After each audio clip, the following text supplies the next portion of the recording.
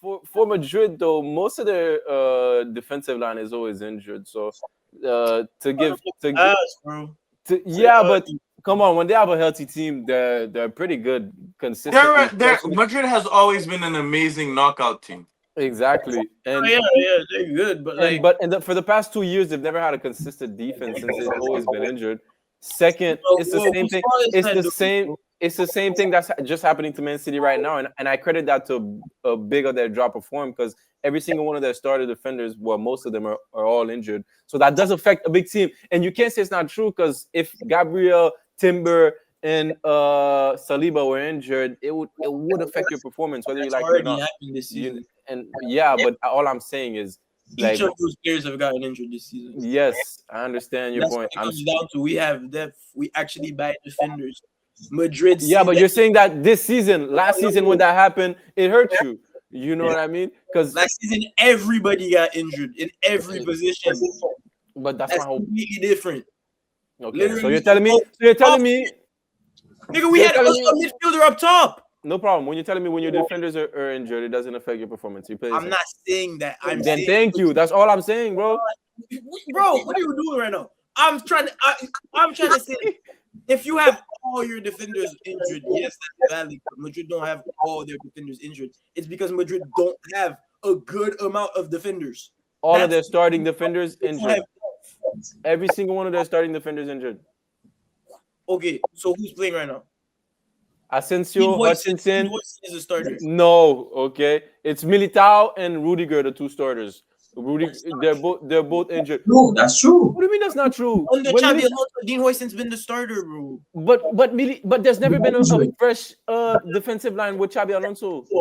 Who are Madrid's center back options in general? In general, they have Alaba, Asensio, Hutchinson, Militao, Rudiger, and then Mendy on the left, Carvajal on the right, Alexander Arnold on the right. Militao, Rudiger, Alaba, Huijsen, and who else? Asensio.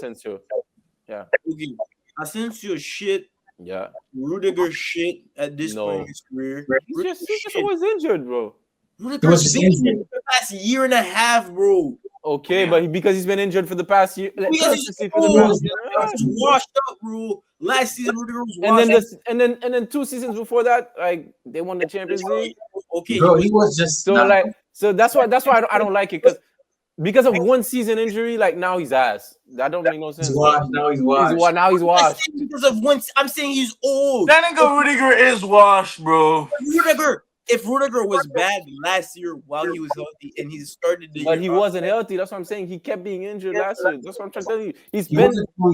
He's never been fully healthy in a while now. He's always been injured, back for 5-6 games injured. Okay, I mean, either way, he's washed. Okay, let's get up on whether it's his bones or his play.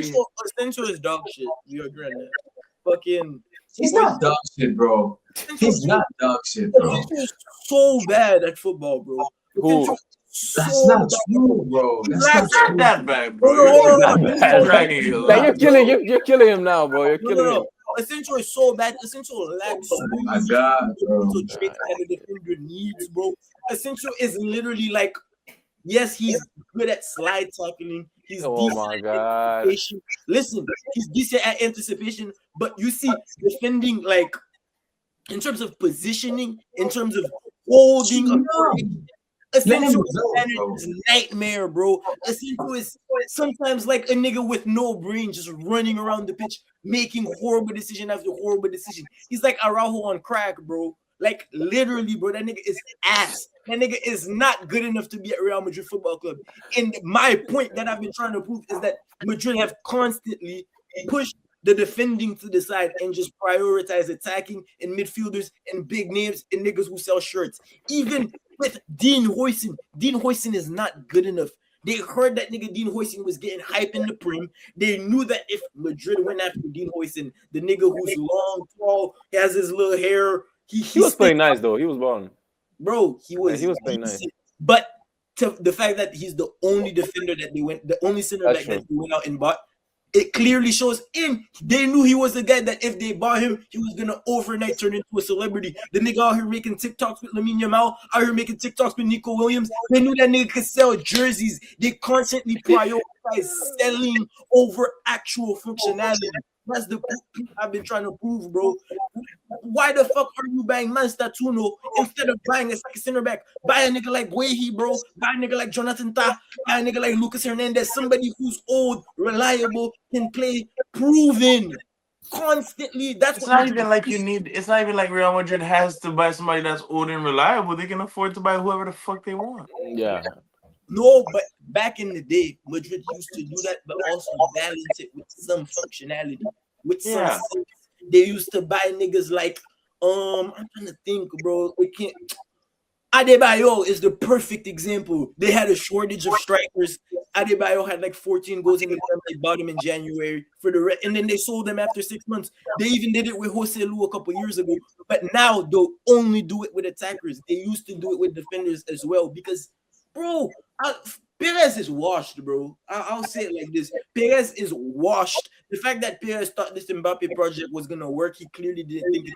And it's the first time Perez has bent over to a player like this. This nigga never even bent over to Ronaldo like this, bro. How the fuck are you giving Mbappe more power than your Xabi Alonso when you were begging Xabi Alonso to be the manager in the summer, bro? You're a bitch. You're washed, and you need to get reelected, bro. You're washed. It's a new age.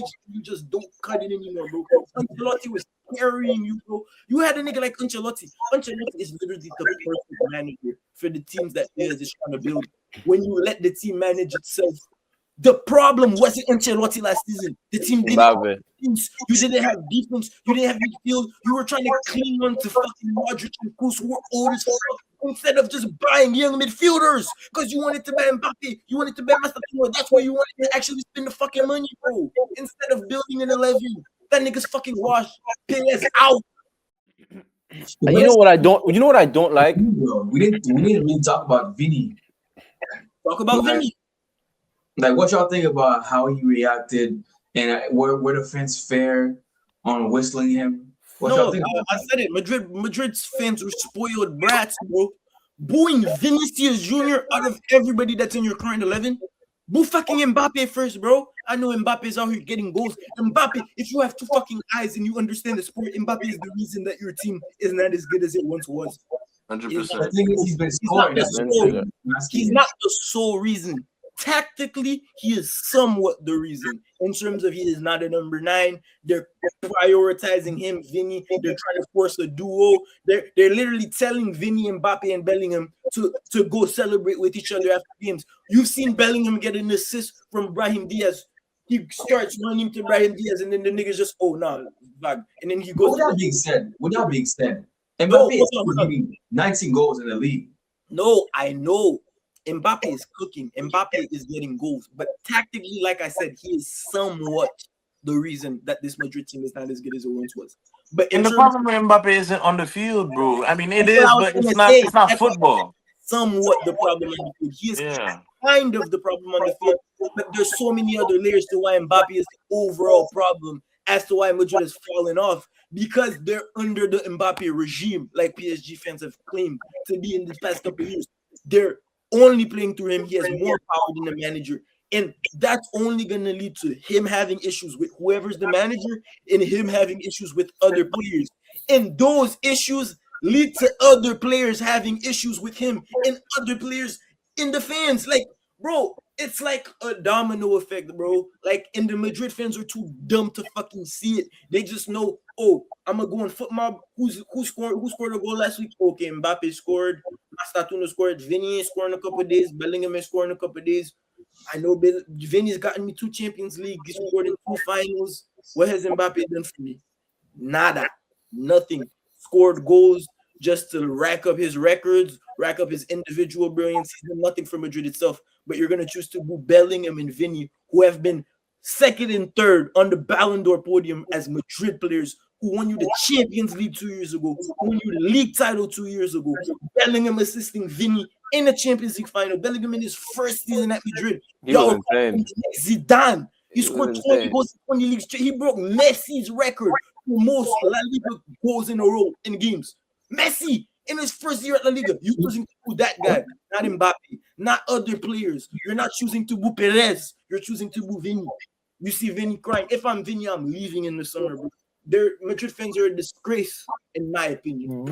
Yes and no, because Madrid have been booing Cristiano. They were booing Bale. They've been booing their top players for years now. So I don't think that's enough for a player to be like, oh, I'm leaving the club, because even Gary Bale was saying it, like it's messed up when you're in the field because it makes you want to play less for them. But that's just how Madrid fans have been for years. So if every time they're gonna boo a player, the player leaves, then unless they're trying to teach him a lesson, I don't quite agree that he should leave. But there's a problem there for sure. There's a problem. I don't think that's the only reason as to why either. I think there's multiple reasons. I think not being favored by Perez is a big like FU to the face. The fans switching up on him. Perez switching up on him. Guys. Hold on. You said Bellingham brought Messi.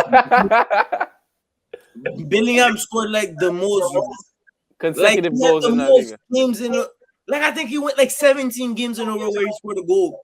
Messi had 21. He has 6. Okay, he's second. My bad. I saw. That's still an impressive stat because he beats Cristiano Ronaldo. My bad.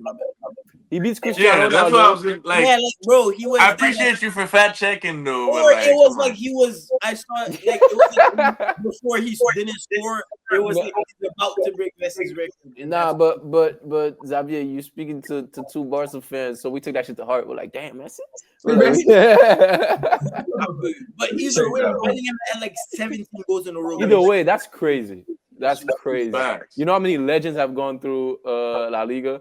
You know what I mean? We're talking about first year at Madrid. We're talking about R9 with 2 different teams. Like we're talking about, you know what I mean? I can keep going down the list.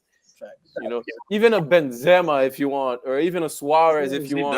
Suarez who got the golden boot. Suarez who got the golden boot twice, if I'm not mistaken, over Messi and Ronaldo. I think once. Like, you know what I'm saying? There's players now where you're like, yo. Nah, fact. You know when a player's playing your position and there's like a sort of rivalry going on in the team and it can kind of affect, you know, the team chemistry. It doesn't look like there's that at all, and that's what I love with my team. Like when Olmo got on the field, the first person he went to was Fermin. Like all buddy vibes all the time. Like I like that because the chemistry is really picking up with every player that comes in, and I think that helps the team a lot. But to correct myself, he does have 20 GA in 17 starts for Barca. But since last season, in his whole Barca career, he has 37 GA in 36 starts in his whole Barca career. Okay. So literally every game he started as a Barca player. Well, not every game, but like he has like statistically. Yeah, statistically, he has like 2 or 3. He has a game where he has 2 assists in a goal. You know what I mean? Yeah. Bro, if y'all don't find, especially the fact that he doesn't really have a secure place in the lineup, there's already been I don't know if y'all know the Oro kid. He left. He paid his own contract off. He paid $6 million to leave Barcelona. Because there's too many midfielders. That's what I'm saying. If y'all don't find a spot, Chelsea have already been knocking on the door last season, and we know niggas like Todd Bowley, bro. That nigga's gonna pay whatever. He's gonna overpay if he has to in Barcelona or financial. I'm not gonna lie, I could see Fermin Lopez leaving Barcelona soon, just because he doesn't have a spot in the team, and there's so many teams with money that are knocking on the door. I could see Arsenal going for him in the summer if we win a trophy this season. Like, and we're not really crazy to say. And I can even see us adapting, even after he leaves, because if it comes to our midfielder catalog, we're just stacked, man. You guys are stacked. And I do think numbers like that, bro. Yes. I think specifically at the cam position. I don't think it's gonna be easy to replace a guy like Fermin anywhere right now because he's just insane. But I think he's better than a guy like Dani Olmo. I don't know. With the numbers like that, bro. I don't know. He's better tech. Like I don't know if I'd say. Yeah. I don't know if I'd say better. I think he's better for the team in the sense where one of the best things for a player is availability, and Lopez is almost all the time available, and Olmo is 50, if not 60% of the time injured. You know what I mean? So that's a big problem for a team going for a long season. When Omo is on the field, scores all the time. Like whether it's an assist, he's just a crazy player. But Fermin Lopez does the same and is always available. I was gonna ask, bro. I was gonna ask because Olmo is expected to Olmo is not who he was expected to be since he's been at Barcelona. No, because he hasn't. But how has he been as of recently? How has he Every time he's on the field, he looks like he's gonna score, bro. Every time he's on the field, every game he plays. Injuries too. He dealt with a lot of injuries too. Yeah, I know that. But so fingers crossed. You're still hoping for the best, pretty much. Yeah, but it's not looking like Fermin is really carrying right now in the sense where it looks like Omo is gonna be those type of players like Thiago, where he's never has like a long stunt. So you need a player like Fermin who's able to play the majority of the game, so that when Omo starts now to become a power sub kind of, you know what I mean? Because he's always injured so much, it's hard for him to catch that momentum. So Fermin is starter by default because of that, and then now Fermin is also a baller. I think we also what he did in the U21s with Spain. Like that was some insane work. That's how I found out about him. So like he's coming up. And all these guys are not Omo, but Fermin is 22. Like everybody's so young in my team. Yeah, so they're all under like 24. Like 25. even Bernal, before he got that crazy injury, he was, for me, Bernal was like the next guy. When I saw him play, he was like he could play next to Pedro. He could have been like over De Jong if he had stayed that healthy. I think, in my opinion, I don't think they would have, because De Jong is valued too high in the team. No, but you mean but in terms of ability wise, like he could be better? Potential wise, like he could have had De Jong ability.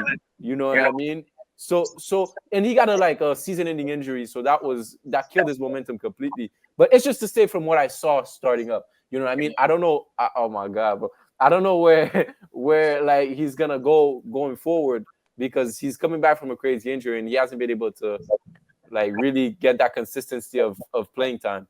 But like we have so many midfielders that is crazy. Our problem right now really is defensively and finding a good number 9. Because even when we have Lewandowski or Ferran Torres, I still feel like we need that player that can reach that next level. You know what I mean? Bro, listen. You have Lewandowski, and he's gonna last however long he lasts. It's his last season. But Ferran Torres is not a permanent replacement. You know what I mean? Not for Barcelona, at least. Exactly. And also, on top of that, I was gonna say, you mentioned like defensively. How do you feel about Pau Cubarsí still? Like, is he still? Because I remember like a year or two ago, you were talking about like this kid is gonna be Van Dijk. This kid is gonna be better than Van Dijk. I don't like when people like say stuff like that. I said he was gonna be really good. Mm-hmm. Okay, his passing ability is still really good. Is insane. Like his defending wise, the kid is what? He's 18 years old. So I think he has a lot of room to grow. He definitely went down a notch in terms of levels. In terms of like where I was gonna ask, do you think he went down a notch in terms of like defensively for sure? He's going to be in terms of like his potential? No, I don't think so. I think it's too early. It's like judging Lamine Yamal. I know it's not, we're nowhere near close to each other. You know what I mean? Lamine, you're already thinking about him as he's gonna be like a part of the best. But the kid is also only 18. You know what I mean? Okay. But the thing is, with Lamine Yamal, we understand that the ceiling is messy. Yeah. And that the floor is like fucking Hazard, right? Damn. So, okay, yeah. So like with Pau Cubarsí, what would you say the floor is? Give me an example of a player, and what would you say the ceiling is? Yo, the ceiling, like for now, I give him like prime PK. You know what I mean? The ceiling is like the best defender. Best defender ever? Damn. Ceiling, by definition, that's the best of the best. If he reaches like the best he could ever be, bro, if everything goes. Yeah, but I don't see Pau Cubarsí. I don't see best ever for now. I don't see him being better than Saliba ever. No, I gotta hide him. No, I gotta hide him. Varane, if I gotta hide Varane didn't have to deal with injuries, baby. Oh, but Yeah. Javier, Saliba's ceiling is like the best defender ever as well. Yeah, so that's why I don't think Pau Kubasi has the same ceiling. Okay, but they can each have.